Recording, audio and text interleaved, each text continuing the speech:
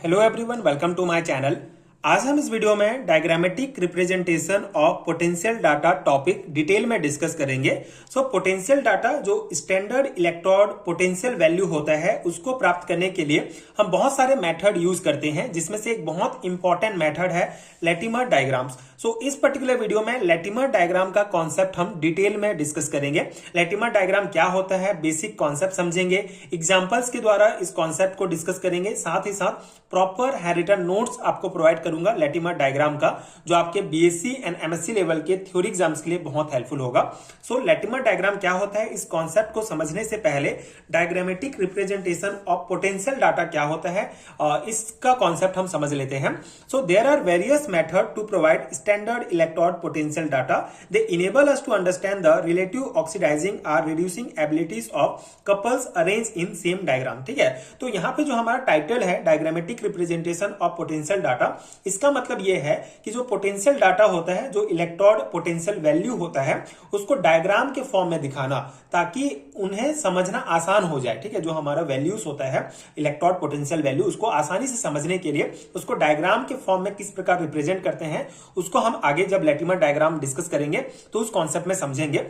ठीक है, एंड बहुत सारे मेथड होते हैं जो हमको standard electrode potential data provide करते हैं, और ये जो मेथड होते हैं हमें ये हेल्प करते हैं समझने के लिए, ये हेल्प करते हैं कि कौन सा एलिमेंट ज्यादा ऑक्सीडाइजिंग होगा, मतलब इलेक्ट्रॉन लेने वाला है, और कौन सा ज्यादा रिड्यूसिंग होगा, मतलब इलेक्ट्रॉन देने वाला है। ठीक है, तो मेनली ये जो हम मेथड यूज करते हैं जिससे हमको स्टैंडर्ड इलेक्ट्रोड पोटेंशियल डाटा प्राप्त होता है, ये हमको ये समझने के लिए मेन मदद करते हैं कि कौन सा एलिमेंट ज्यादा ऑक्सीडाइजिंग होगा और कौन सा ज्यादा रिड्यूसिंग होगा। ठीक है, और ये सब एक ही डायग्राम में अरेंज होते हैं जिससे कंपैरिजन जो है इजी हो जाता है। ठीक है, These are also useful for simplifying an appreciable amount of thermodynamic information concerning the oxidation states of an element in an easy manner। ठीक है, इसका एक और इम्पॉर्टेंट यूजफुल जो फायदा है हमारा वो ये है कि जो थर्मोडायनेमिक इंफॉर्मेशन होता है, जो एनर्जी का इंफॉर्मेशन होता है ऑक्सीडेशन स्टेट से रिलेटेड, उसको सिंपल फॉर्म में दिखाते हैं। ठीक है, ये जो डायग्रामेटिक रिप्रेजेंटेशन हम पढ़ेंगे,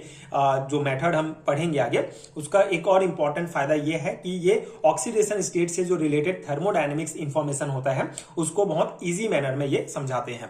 दिस आर 3 कॉमन वेज। ठीक है, 3 मेन टाइप के होते हैं, Latimer diagram, Frost diagram and Pourbaix diagram. ठीक है, ये 3 इंपॉर्टेंट जो है कॉमन टाइप होते हैं जिससे हम पोटेंशियल डाटा जो है को डायग्राम के फॉर्म में रिप्रेजेंट कर सकते हैं। ठीक है, तो लैटिमर डायग्राम क्या होता है, इसका अगर हम शॉर्ट में इसको समझें, ऑक्सीडेशन स्टेट और उनके पोटेंशियल वैल्यू को एक लाइन में दिखाते हैं, उनको लैटिमर डायग्राम कहा जाता है।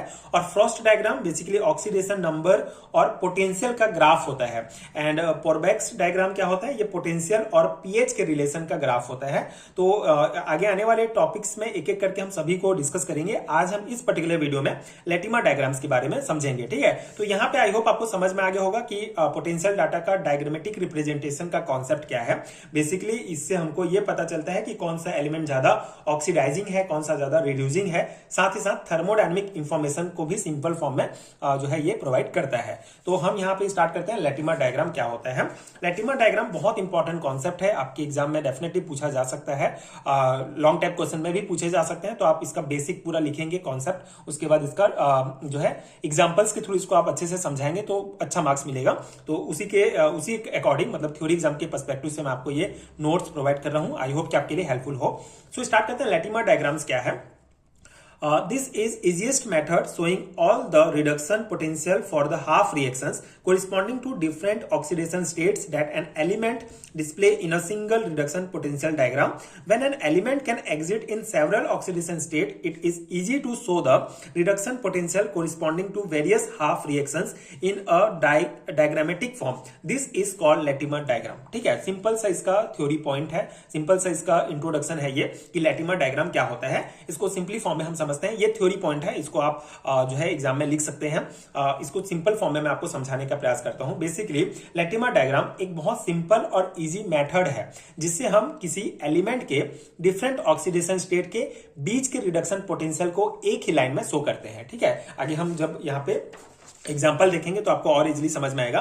बेसिकली क्या है, ये एक सिंपल और इजी मेथड है जिसमें हम किसी एलिमेंट के डिफरेंट ऑक्सीडेशन स्टेट्स को ऑक्सीडेशन स्टेट के बीच के रिडक्शन पोटेंशियल को एक ही लाइन में हम शो करते हैं। ठीक है, तो इसी को कहा जाता है लेटिमर डायग्राम। इसको अगर और इजी वे में आपको समझाऊं तो जब कोई इलेक्ट्रॉन अलग अलग ऑक्सीडेशन स्टेट में एग्जिस्ट करता है, ठीक है, जब कोई भी इलेक्ट्रॉन अलग अलग ऑक्सीडेशन स्टेट में एग्जिस्ट करता है तो हम उनके हाफ रिएक्शन के रिडक्शन पोटेंशियल को एक सिंगल डायग्राम में जो है लिख सकते हैं। यही डायग्राम जो होता है वो हमारा लेटिमर डायग्राम कहलाता है। ठीक है, जैसे यहाँ पे अगर हम ऑक्सीजन का लेटिमर डायग्राम देखें तो यहाँ पे आप देख सकते हैं ये हमारा अलग अलग ऑक्सीडेशन स्टेट में है, तो इनके जो इलेक्ट्रॉन पोटेंशियल है, रिडक्शन पोटेंशियल है, इसको एक सिंपल लाइन में हम लिखते हैं और ये जो डायग्राम दिख रहा है आपको, इसी को कहा जाता है लेटिमर डायग्राम। ठीक है, मतलब कि ये एक शॉर्टकट डायग्राम है जिससे ऑक्सीडेशन स्टेट और उनके रिडक्शन पोटेंशियल को एक लाइन में लिखा जा सकता है। ठीक है, तो इसी को कहा जाता है लेटिमर डायग्राम। आई होप कि आपको बेसिक समझ में आ गया होगा।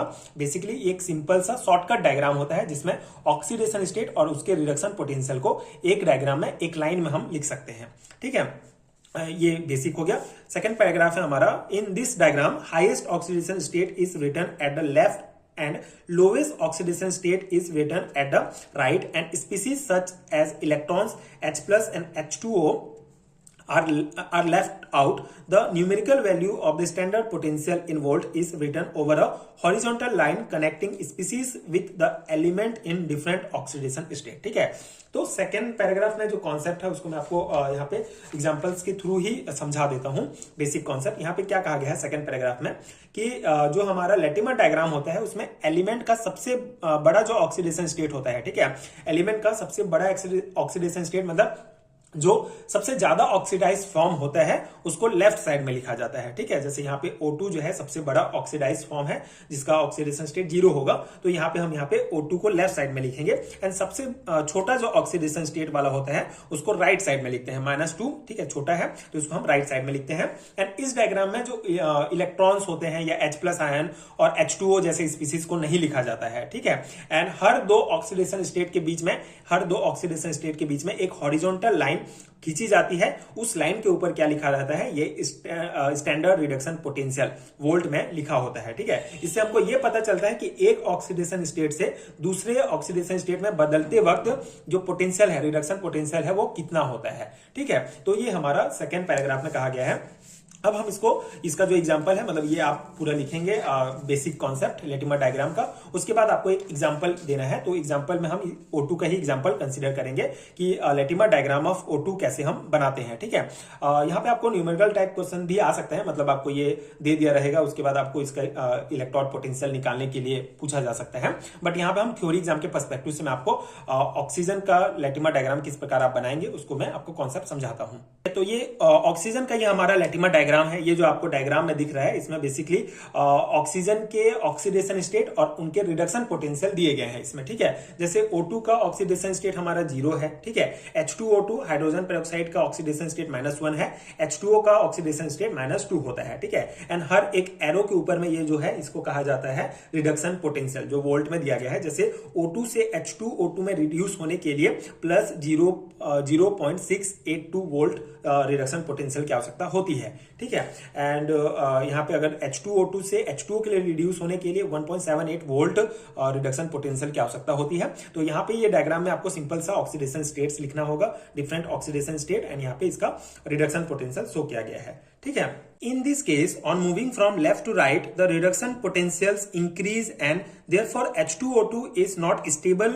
in relation to disproportionation. This is so by asterisk and this can be testified by considering the two half reactions. ठीक है, तो यहाँ पॉइंट में क्या कहा गया है कि जब हम लेफ्ट टू राइट मूव करते हैं, लेफ्ट साइड से राइट साइड जाते हैं, तो आप देख रहे होंगे इसका जो रिडक्शन पोटेंशियल है ये बढ़ते जा रहा है। ठीक है, रिडक्शन पोटेंशियल का वैल्यू जो है वो बढ़ता जाता है। इसका मतलब ये है कि आगे वाला जो कंपाउंड है, जैसे H2O2 से H2O के लिए रिड्यूस करने के लिए ज्यादा कैपेबल है, मतलब H2O2 यहाँ पे आप देख सकते हैं रिडक्शन पोटेंशियल ज्यादा है। इसका सिंपल सा मतलब ये है कि H2O2 से H2O रिडक्शन करने में ज्यादा कैपेबल है। ठीक है, इसको रिड्यूस करने में ज्यादा कैपेबल है, इसलिए H2O2 जो है ये अनस्टेबल कहा जाता है। ठीक है, जो कि डिस्प्रोपोर्शनेशन रिएक्शन करेगा। ठीक है, H2O2 क्या है, अनस्टेबल है, जो क्या शो करेगा, डिस्प्रोपोर्शनेशन रिएक्शन। इसको आगे हम कॉन्सेप्ट में और समझेंगे अगले वीडियो में। यहाँ पे आपको डिस्प्रोपोर्शनेशन का एक सिंपल सा मतलब, एक सिंपल सा डेफिनेशन समझना है कि एक ही कंपाउंड का एक पार्ट ऑक्सीडाइज होगा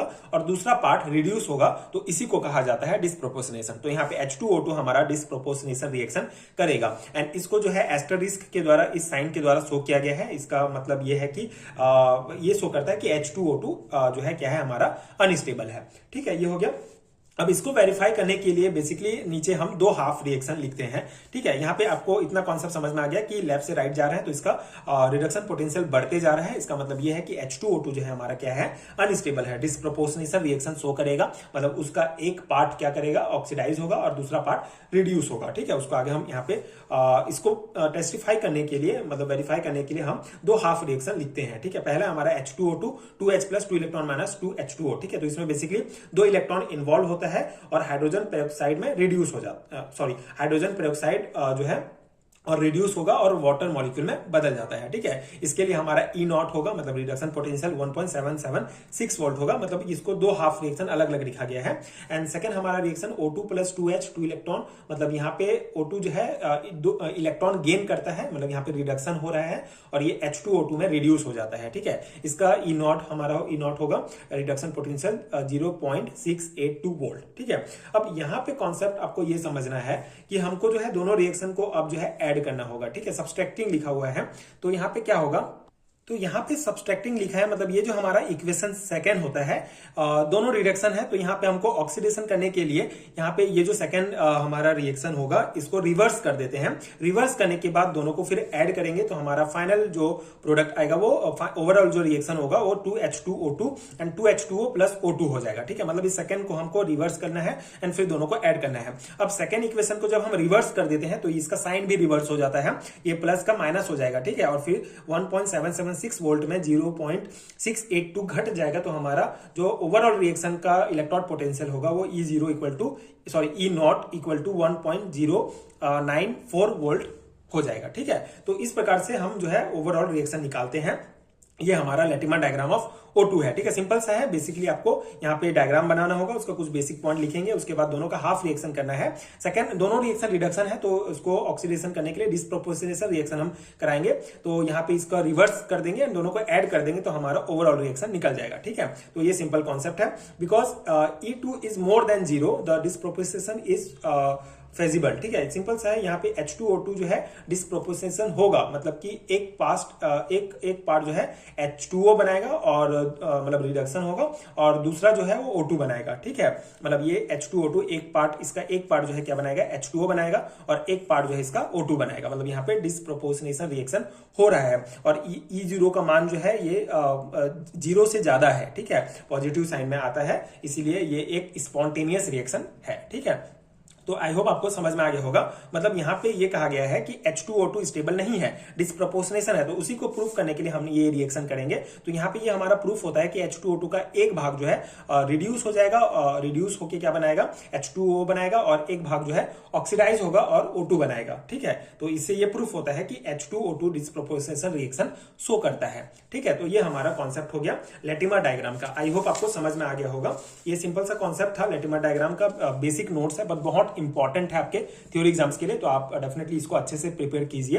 एंड आगे वीडियोस में हम डिस्प्रोपोर्शनेशन का जो बेसिक कॉन्सेप्ट है उसको डिटेल में समझेंगे, वो भी बहुत इंपॉर्टेंट टॉपिक है। एंड आई होप कि ये टॉपिक आपको समझ में आ गया होगा, ये नोट्स आपके एग्जाम प्रिपरेशन के लिए हेल्पफुल रहा होगा। अगर आपको हैरिटन नोट चाहिए तो नीचे आपको डिस्क्रिप्शन बॉक्स में लिंक मिलेंगे। अगर आप BSc थर्ड सेमेस्टर के स्टूडेंट हैं तो ये बेसिकली थर्ड सेमेस्टर के सिलेबस में ये टॉपिक दिया गया है। बाकी आप अपने यूनिवर्सिटी के सिलेबस के अकॉर्डिंग मैच कर सकते हैं, जिस भी सेमेस्टर में ये टॉपिक दिया गया हो। इंपॉर्टेंट तो है, बहुत इंपॉर्टेंट है। बाकी आपको अगर BSc एंड MSc लेवल के सेमेस्टर एग्जाम्स के नोट चाहिए तो नीचे डिस्क्रिप्शन बॉक्स में आपको PDF स्टोर का लिंक मिल जाएगा, आप चेक कर सकते हैं। एंड अगर वीडियो हेल्पफुल है तो आगे के वीडियोस देखने के लिए आप चैनल के साथ जुड़े रहिए। Thank you so much for watching.